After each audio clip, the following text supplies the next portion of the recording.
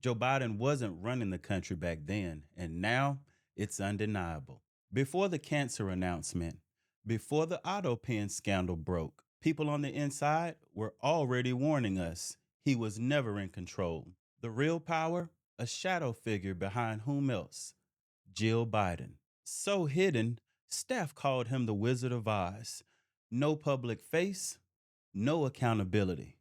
But he ran the White House. Now, Jill's on the subpoena list, Hunter's next, and even Biden's signature is part of a federal probe. You already know what to do. Like this video, subscribe, and ring that bell because the lid just blew off this thing. Let's roll it. Hurry up.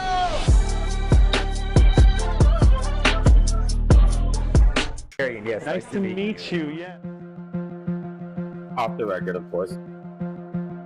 Foundational question for me is like, how corrupt is the DNC if so many people knew, or few people knew about Biden? Well, the president of the United States. I mean, I think the fact of the matter is the DNC is always going to be like a campaign arm of the president, ultimately. The bigger issue was like the inner circle that was around Biden. That's it. And I can't stress to you enough. Like Joe Biden's chief of staff, like had an enormous amount of power. Joe Biden? Joe Biden's chief of staff. That was like an open secret at the left. Like, I would avoid him. Like, he was scary. What was his name? Anthony Subpoenas. I've never seen him. Exactly. What do you mean? He's like a shadowy, like, Wizard of Oz type figure. That's what made him so, like, I knew how he looked, but I'm like, the general public wouldn't know how this man looked. But he wielded an enormous amount of power, and I can't stress to you how much power he had at the White House. This wasn't Joe Biden's White House. It was Jill Biden's and the man behind her, Anthony Bernal, Jill's chief of staff. A man so feared and so hidden, even insiders called him the Wizard of Oz. He wasn't elected. You didn't vote for him. But he wielded more power than most of the cabinet officials. They tell you democracy is sacred. Then let unelected handlers run the presidency from the shadows. That's not a republic. That's a palace ruled by staffers. And once you realize who held the reins, you realize how deep this thing goes. I would say Pelosi's actually very good at her job. I don't agree with the stock trading stuff.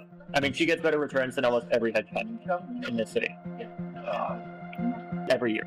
Some of these members of Congress make trades that are like way too well timed to not have like insider knowledge. They happen to be some of the best financial analysts in human history. Have you spoken against that? I've talked to them, but it's also like, I know that if I pick that fight, it's going to be harder for us to get gun control passed, so I have to pick my battle. Like, the hardest part about my job is I just want to burn everything down, because it's also corrupt.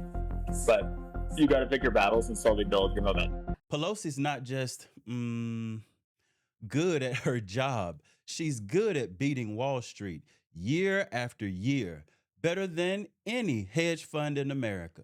And everyone on the Hill, they know why. Insider info. They won't challenge her because calling her out means risking the next gun bill, the next budget vote, or the next promotion. So they stay silent. They pick their battles and sacrifice truth for strategy. It's not about public service. It's about protecting your position and looking the other way while your own party robs the country blind. And now those same cowards are trying to duck Comer's subpoenas. For Joe Biden and several key staffers. They may all face subpoenas if they do not comply by tomorrow. So now there's a deadline to this. So there's a ramp up now by Republicans. In a social media post, President Trump wrote, "Whoever had control of the AutoPen is looking to be a bigger and bigger scandal by the moment." Aisha Hasni reporting in Washington. Aisha. Hey, good morning to you, Harris. So that's right. Oversight Committee Chairman Comer tells me that his committee is ready to drop those subpoenas within minutes if former President Biden's doctor and those 4 other staffers do not respond to his request for an interview by tomorrow's deadline. Comer is also telling me that he's willing to expand those summons to include former First Lady Jill Biden, their son, Hunter Biden, and former Press Secretary Karine Jean-Pierre. This just escalated fast. Comer gave Biden's inner circle 24 hours to comply. After that, subpoenas start flying. And it's not just aides or staffers anymore. Jill Biden's on the list, Hunter Biden's on the list, and Karine Jean-Pierre is in the crosshairs. This isn't politics. It's an investigation into who's been running the executive branch from behind closed doors. It's about cover-ups, fake signatures, and insider protection. And speaking of fake signatures, Comer just dropped the hammer on the biggest one of them all. This feels like it's right on time. Keep the press on. Your take.